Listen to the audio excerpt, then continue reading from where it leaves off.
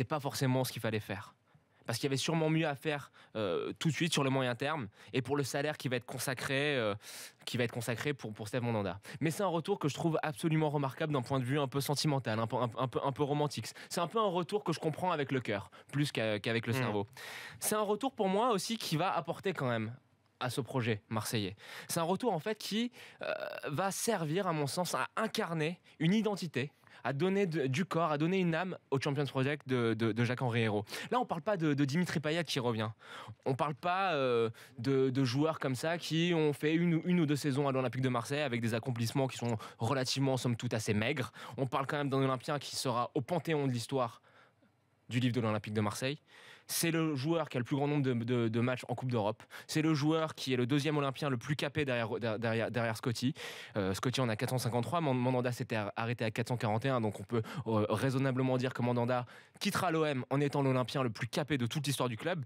Et c'est quelqu'un qui a eu quand même une importance assez forte dans les 10 dernières années de l'Olympique de Marseille. Donc en fait, je le vois, je me dis, ok, Mandanda revient, et ben très bien, ça incarne en fait une sorte de mémoire et de culture collective olympienne qui est quand même assez important quand tu arrives, que tu changes un petit peu tout et que tu veux lancer un nouveau projet.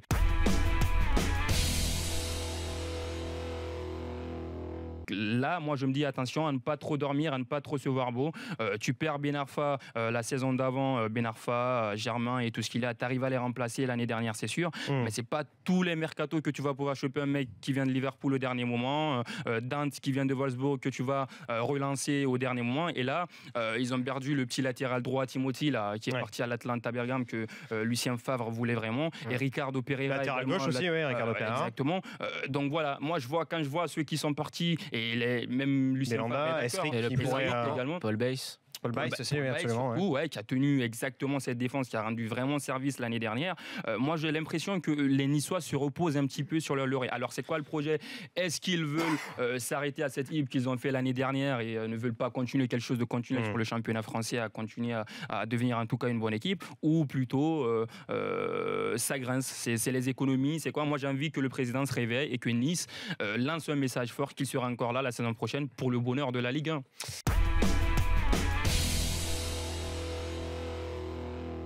Au-delà des effectifs, on aura forcément un championnat à deux vitesses parce qu'on imagine mal Monaco et le PSG être concurrencés par les autres équipes. On risque quand même d'avoir de belles rencontres, de belles affiches. Les stades sont neufs. S'ils se remplissent encore plus, ça peut être assez génial. Moi, je pense qu'on va regarder un Monaco-Nantes, un PSG-Lille ou un Nice-Marseille avec un intérêt bien plus marqué, je dirais, bien plus marqué qu'il y a quelques saisons.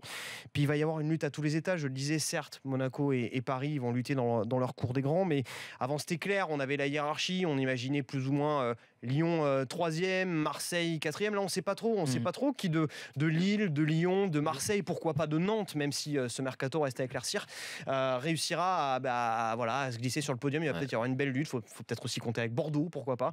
Bref, moi je pense que ça va faire du monde. Tu peux aussi compter avec Toulouse. Duprat, Duprat et les Toulousains font un recrutement pour l'instant assez intelligent. Ça reste léger, c'est du milieu de tableau. En fait. Faudrait qu'ils recrutent un coach. C'est du milieu de tableau, on est d'accord. Mais il faudrait qu'ils aient un vrai entraîneur en fait. Et en tout cas, ils affichent des ambitions de terminer dans les 7, 8. C'est important d'avoir un entraîneur, tu sais. Ouais, tu sais, c'est un entraîneur qui a sauvé Toulouse. Je pense qu'il a son plafond de verre là.